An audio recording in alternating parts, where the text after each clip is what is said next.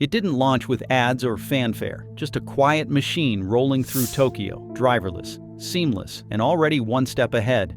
No app, no steering wheel, no commands. It simply knew. Japan wasn't building vehicles. It was building intuition, machines that don't just move, but listen, adapt, and evolve. So what happens when scooters sense fear, motorcycles learn your face, and cars no longer need engines or owners? This isn't science fiction. It's already here, and it's changing how the world moves forever. What's happening? Picture a busy Shinkansen terminal. Luggage wheels clatter against the polished floors. Announcements echo across the platform. A woman in her 60s zips up her travel bag, folds a compact mobility chair in less than 3 seconds, and slides it into a slim compartment above her seat. No assistance, no stress, just precision design.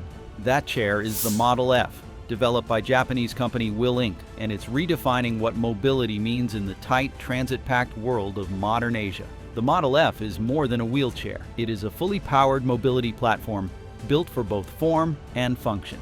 Weighing around 24 kilograms without its battery, and capable of navigating tight turns and inclines, it bridges the divide between travel gear and assistive tech. With a top speed of 6 kilometers per hour and a maximum range of 20 kilometers per charge, it's perfectly suited for airports, shopping malls, cruise ships, and compact urban neighborhoods. Its most compelling feature isn't just the performance, it's the practicality. The entire system folds down in less than 3 seconds, making it one of the most portable power chairs in the world. It fits into small car trunks, aircraft compartments, and train storage spaces. Its smartphone-controlled steering mode allows users or caregivers to drive it remotely, adjusting speeds or steering angles with ease. Onboard sensors help it navigate narrow spaces, while incline handling ensures that the Model F can climb 10-degree slopes and roll over obstacles up to 1.4 inches high. For Japan's rapidly aging population, these aren't luxuries,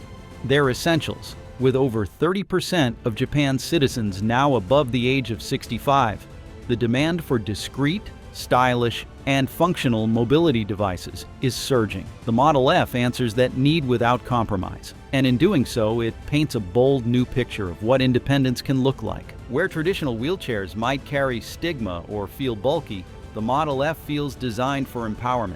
It doesn't scream medical device. It whispers freedom. And in a country where public spaces are designed with order and efficiency in mind, it blends in perfectly. And what came next could fit inside your backpack. The scooter you inflate. It weighs just over 5 kilograms. It folds flat, inflates in minutes, and glides through city streets like something out of an animation. It's called Pooh, and it might be the most radical reimagining of urban transport Japan has ever produced. Developed by a research group at the University of Tokyo in partnership with Kawahara Lab and Nama Labs, POO is an inflatable electric scooter made of thermoplastic polyurethane. That makes it extremely lightweight, flexible, and durable. When deflated, it can be tucked into a standard tote bag or backpack. When inflated, it extends to 1 meter in length and becomes a fully functional micro-vehicle capable of traveling up to 20 kilometers per charge. But POO isn't a toy. It reaches speeds of up to 15 kilometers per hour and is powered by a compact 2050-watt motor embedded in the front wheel. It charges in just a few hours and includes a built-in digital display and speed control system.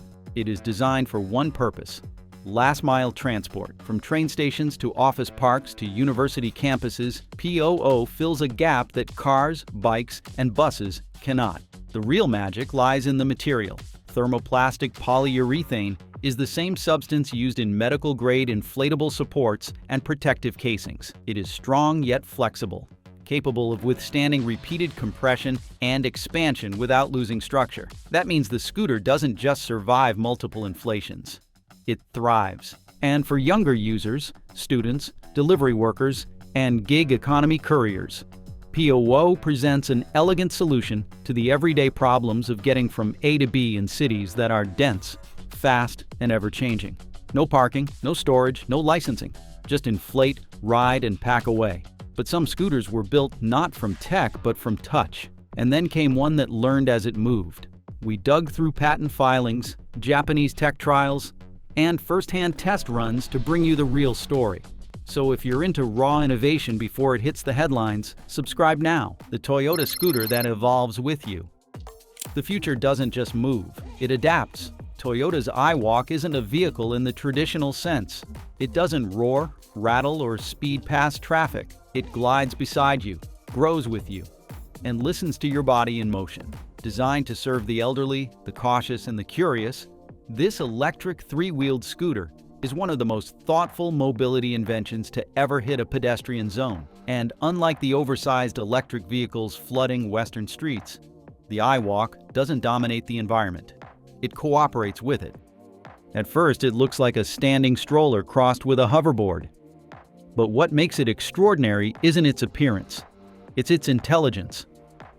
The iWalk is powered by an electric motor and equipped with a dynamic wheelbase that physically expands the faster it goes. When you're crawling through a tight space or navigating a crowded area, the wheelbase is narrow, agile. But as your speed increases, the base widens automatically, enhancing balance and ensuring stability. This isn't just a neat feature, it's a life-saving one, especially for users with limited reflexes or poor posture. An elderly woman in Osaka described the iWalk as a cane that understands what I cannot say. For millions facing the harsh realities of aging, decreasing mobility, fear of falls, difficulty keeping up, the iWalk offers something rare in modern tech: dignity. It doesn't humiliate with size or complexity. There's no awkward climbing, no clunky seat adjustments, no need for bulky helmets or safety gear. With a joystick control, users guide the device gently in any direction. It requires almost no training. But this scooter is not just about mechanics, it's about intuition. Using environmental recognition systems, the iWalk detects nearby objects and navigates safely around them.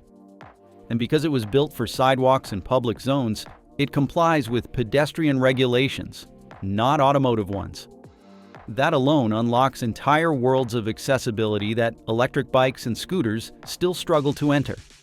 Toyota's engineers revealed that the iWalk was originally conceptualized not for urban youth, but for aging citizens in Japan's shrinking towns. These were places where small populations, limited public transit, and rising elder care costs made traditional transportation obsolete. What emerged wasn't just a response, it was a revolution in empathy-based engineering. A machine that doesn't fight the city, but partners with it. And just when users feel like they've mastered it, they realize something chillingly futuristic. The spherical display atop the joystick isn't just decorative.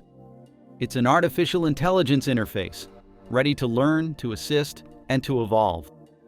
But the next machine wouldn't just respond, it would recognize you. The motorcycle that learns your face. There's a motorcycle in Japan that doesn't need handlebars. It doesn't need keys. And if it doesn't know who you are, it simply won't turn on. This is not a prototype from a science fiction film. It's the Yamaha Moid 2. And it marks the moment machines stopped waiting for commands and started understanding identity. Imagine this. You walk into your garage, exhausted after a long day. The motorcycle lifts its frame slightly. Its sensors detect your presence. A soft light pulses from the center chassis. It recognizes your face, confirms your body language, and aligns itself upright, all without a single touch. By the time you reach it, it's already ready. The machine has anticipated your movement and balanced itself for you. This is no longer transportation. This is relationship. Yamaha calls this interactive harmony. The Moid 2 uses active center of gravity control and a pivoting rear swing arm to stay balanced while stationary or in motion. That means it doesn't tip, ever. Traditional motorcycles rely on momentum. The Moid doesn't. Even while parked, it moves with eerie sentience, tilting and shifting like a living organism. What shocks most first-time testers isn't the lack of handlebars. It's the lack of fear.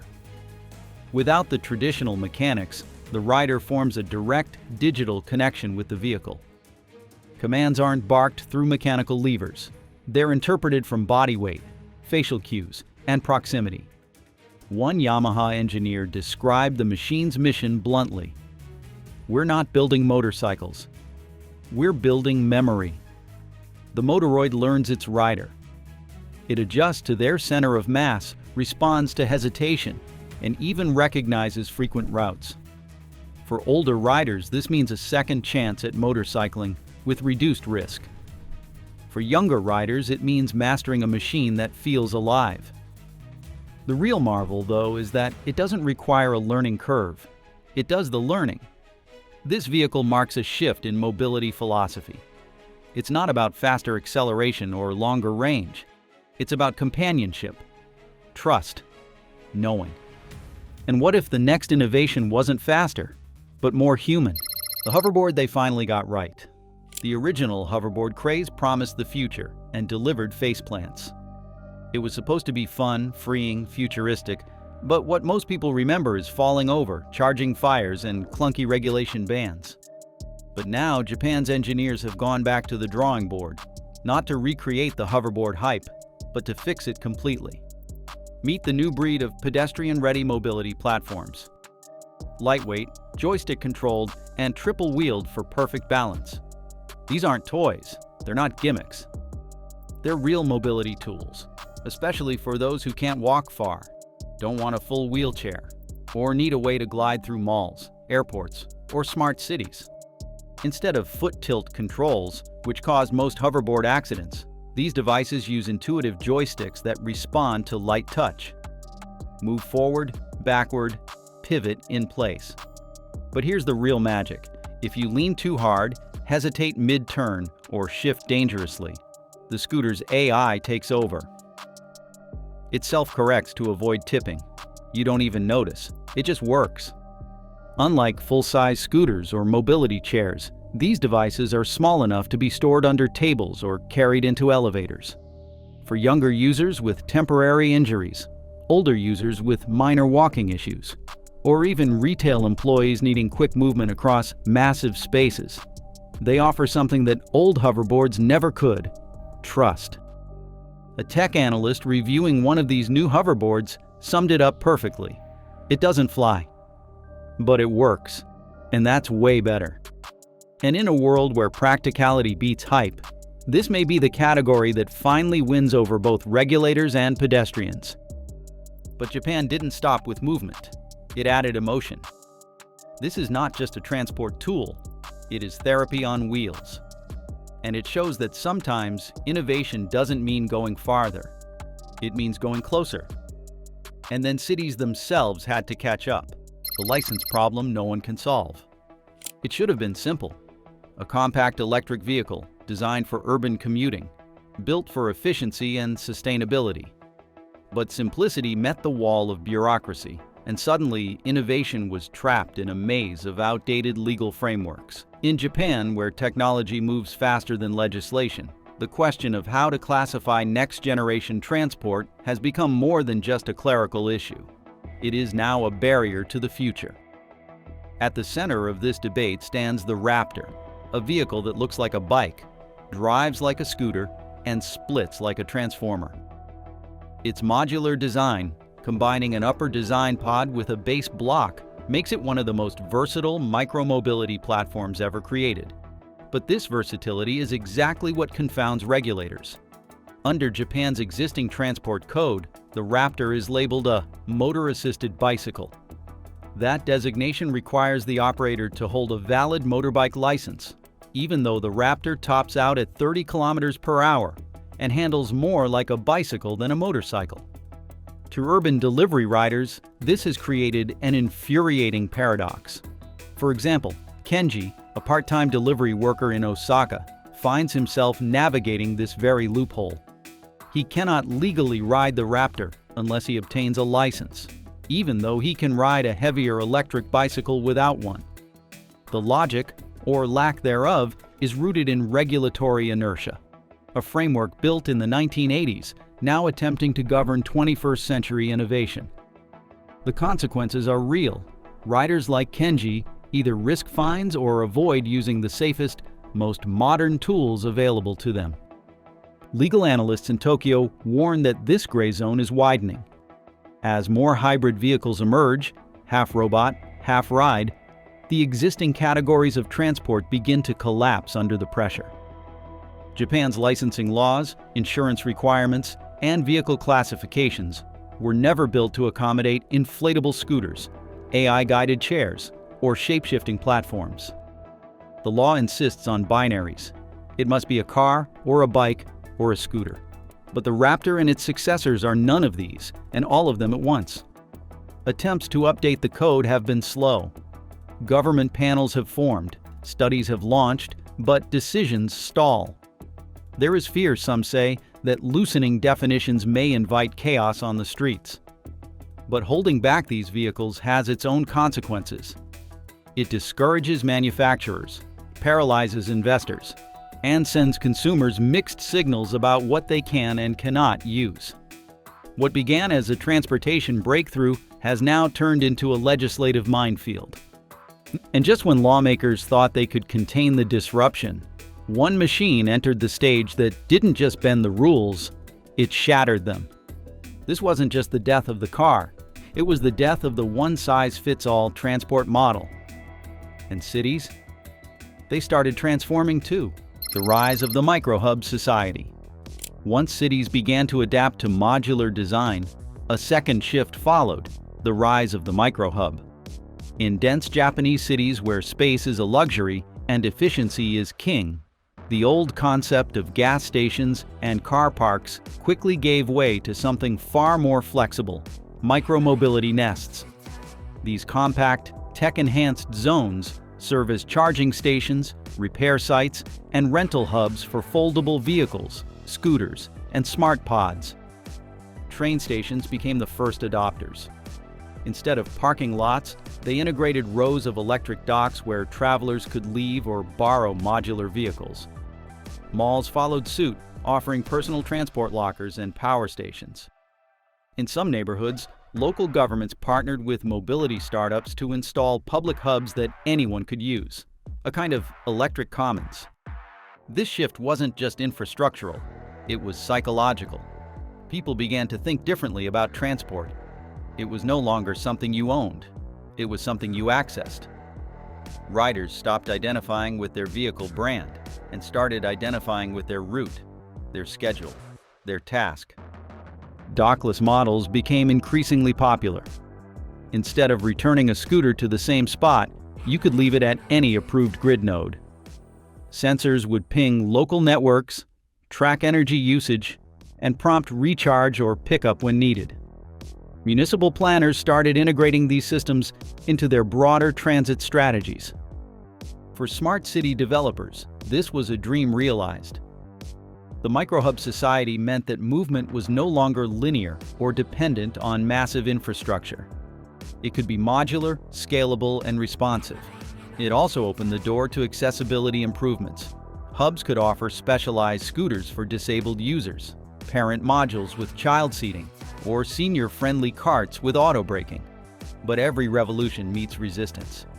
And on the crowded sidewalks of Tokyo and Osaka, a new tension began to simmer. But people weren't ready to share the sidewalk when sidewalks become battlegrounds. It started with a near collision. A pedestrian scrolling through their phone looked up just in time to see a low-profile scooter zip past. No contact, no injuries. But that one moment crystallized a fear that had been building for months. As micro-vehicles flooded Japan's walkways, so did confusion, anger, and cultural friction. Japan is a society known for its order, etiquette, and spatial awareness. Sidewalks have long been governed not just by traffic codes, but by unspoken rules of conduct. The sudden arrival of zipping machines, talking robots, and AI-driven scooters fractured that harmony. Pedestrian rage became a trend on social media. Videos of near misses, aggressive riders, or confused elderly citizens reacting to silent machines went viral. Local governments began receiving complaints not about the technology itself, but about its impact on public behavior. Who has right of way when a delivery robot and a pedestrian meet on a narrow street? Who is liable when a smart chair misjudges a curve and bumps into a stroller? Behavioral economists point out that people don't just react to technology, they react to how others use it. A badly parked scooter, an unattended bot, or an unfamiliar beep becomes not just an annoyance but a threat to the social fabric. In Tokyo's Shibuya district, a temporary ban on autonomous scooters was enacted after a week-long trial led to dozens of complaints. Some cities responded with signage in scooter lanes. Others installed warning lights or geofencing to reduce speed in crowded zones. But it was clear, if this revolution was going to survive, it couldn't just be engineered. It had to be negotiated. And then Japan changed the rules of transit entirely. The scooter that summons itself. It doesn't ask or wait, it knows. Tokyo's iScooters don't follow commands. They anticipate needs. Mobility has become intuition. Unlike traditional ride-sharing systems that require users to open an app, search for a ride, and manually request one, Kangaroo's next-gen AI flips the model entirely. It studies your habits, when you leave home, where you like to shop, how far you typically walk before fatigue sets in. It learns from your pace, weather preferences, and even your heart rate. The result? A scooter that doesn't wait for input. It predicts your intent and positions itself exactly where you'll need it, before you even realize it yourself. It is more than mobility. It is presence. Take the case of an elderly commuter in Osaka. After several weeks of consistent use, their Kangaroo unit began waiting just outside their apartment door around the same time each morning, without being summoned. One day, when they missed their regular outing due to feeling unwell, the scooter remained docked by the entrance for an hour, before rerouting itself to the pharmacy it had logged as a frequent stop. When the user did finally leave, there it was, charged, ready, and seemingly aware. Instead of one scooter per person, you get one AI fleet per district. Coordinated, efficient, and fluid. Traffic diminishes. Emissions drop. And the very idea of calling a ride fades into irrelevance. Japan has quietly unlocked something world-changing. A mobility model based not on demand, but anticipation. And now they weren't just for people, they were for entire systems, from personal rides to global logistics. First, they carried people. Now they carry everything else. As Japan's AI micromobility revolution matured, companies realized these machines were not limited to passengers.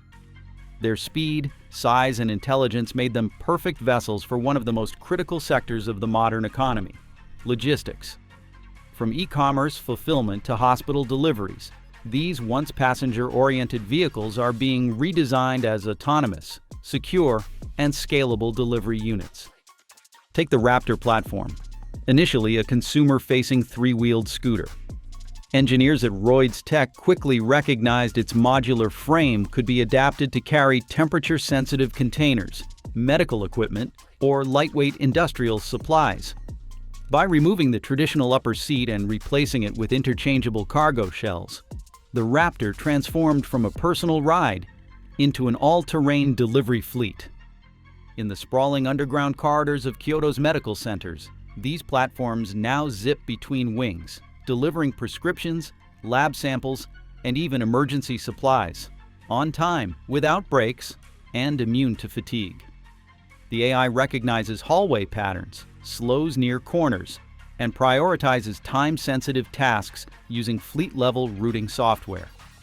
In emergencies, they reroute autonomously based on traffic within the hospital, outpacing even human staff. Elsewhere, in Tokyo's dense e-commerce districts, last-mile delivery is being revolutionized.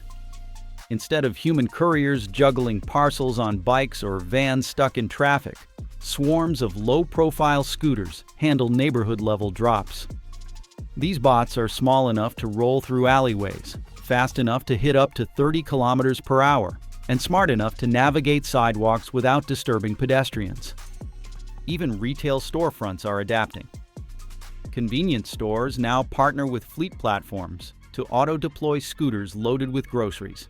ready-to-eat meals, and household staples directly to apartment towers. For many users, it is faster and cheaper than walking downstairs. We are no longer looking at transport devices. These are intelligent extensions of commerce and care. They bridge warehouse to home, pharmacy to patient, factory to fulfillment in real time. And their value has shifted from mechanical horsepower to algorithmic foresight. But what if the machines didn't just help us? They became us. And suddenly the car wasn't the future anymore. Your next car costs $3,000 and has no engine.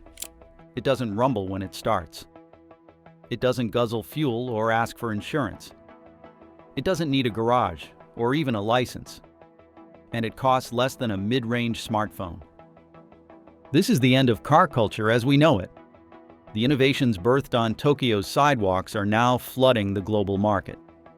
Ultra-affordable, AI-powered microtransports are arriving in cities across Southeast Asia, South America, and parts of Europe. And with each deployment, they're challenging the very idea of what a vehicle is and who gets to own one. These machines don't rely on traditional combustion engines. They use lightweight batteries, AI routing, and modular parts. Their price tags range from $1,000 to $3,000 US. And they offer something traditional cars never could: universal access. No parking costs, no emissions, no fuel dependency, just fluid motion, personalized navigation, and smart self-healing maintenance systems. Whether you are 16 or 75, a student or a nurse, a commuter or a shopkeeper, you now have movement. But something even bigger is shifting. Ownership is disappearing. Why buy a car when your city provides autonomous scooters that come when you need them? Why pay for insurance when your vehicle only exists when you do? In Tokyo, the first post-car neighborhood is already operational. 0 privately owned vehicles, 100% smart mobility grid. In São Paulo, rental fleets of AI scooters have begun to replace city buses for short-range routes. In Amsterdam, hybrid mobility licenses now apply to both scooters and rideshare drones. What once made cars aspirational, freedom, identity, speed, is being replaced by something quieter but more profound. Access without burden, autonomy without noise, movement without permission. But here's the real question. Would you give up car ownership for this kind of freedom? Drop your thoughts below. And if this opened your eyes, subscribe to keep seeing what's next before the rest of the world does.